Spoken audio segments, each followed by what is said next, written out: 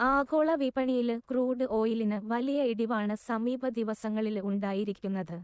ഈ സാഹചര്യത്തില് രാജ്യത്തെ പെട്രോള്, ഡീസല് വിലയിലും കുറവ് വരുത്താന് കേന്ദ്ര സർക്കാർ ആലോചിക്കുന്നുവെന്നാണ് ബിസിനസ് ടുഡേ റിപ്പോർട്ട് ചെയ്യുന്നത്.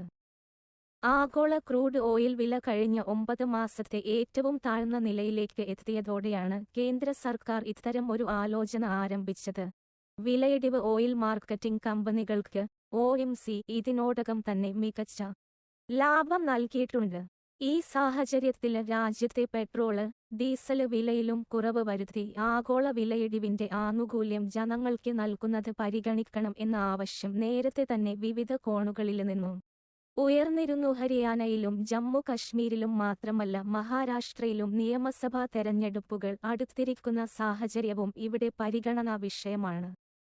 പെട്രോള് വിലയില് കുറവ് വരുത്തിയാല് തിരഞ്ഞെടുപ്പില് അത് സ്വാഭാവികമായും സർക്കാരിന് ജനങ്ങളില് അനുകൂലമായ ചിന്തയുണ്ടാക്കുകയും ചെയ്യും. ആഗോള എണ്ണവിലയിലെ സമീപകാല ഇടിവ് ഉപഭോക്താക്കൾക്ക് എങ്ങനെ പ്രയോജനപ്പെടുത്താം എന്നത് സംബന്ധിച്ച ചർച്ച നേരത്തെ തന്നെ കേന്ദ്ര സർക്കാർ ആരംഭിച്ചിരുന്നുവെന്നും റിപ്പോർട്ടുകള് പറയുന്നു. ബുധനാഴ്ച ക്രൂഡ് ഓയിൽ വില 1% ഇടിഞ്ഞു. ഇതോടെ വില ബാരലിന് $70 താഴെയായി. ബ്രന്റ് ക്രൂഡ് വിലയും $1 കുറഞ്ഞ് ബാരലിന് $72.75 എന്ന നിരക്കിലേക്ക് എത്തിയിട്ടുണ്ട്. ആഗോള വിപണിയിലേക്ക് ലിബിയൻ എണ്ണയുടെ തിരിച്ചുവരവാണ് സമീപകാലത്തെ വിലയിടിവിന്റെ പ്രധാന ഘടകമായി വിലയിരുത്തപ്പെടുന്നത്.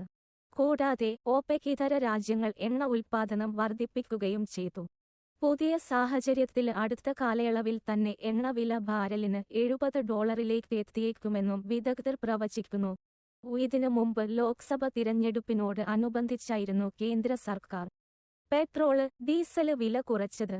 മാർച്ചിൽ സർക്കാർ പെട്രോൾ, ഡീസൽ വില ലിറ്ററിന് ₹2 കുറച്ചു.